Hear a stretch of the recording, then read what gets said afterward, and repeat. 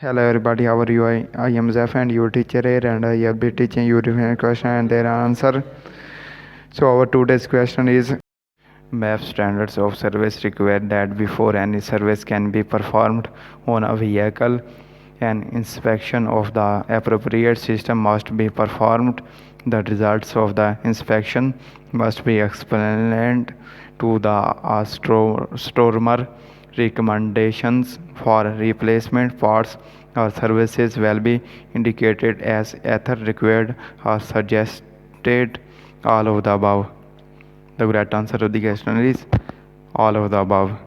So that the correct answer of the question. If you have any question, just leave a comment. I will be answering you as soon as I can. Thank you very much for watching the video. Please do not forget to like, share and subscribe our channel. Until next question, bye bye.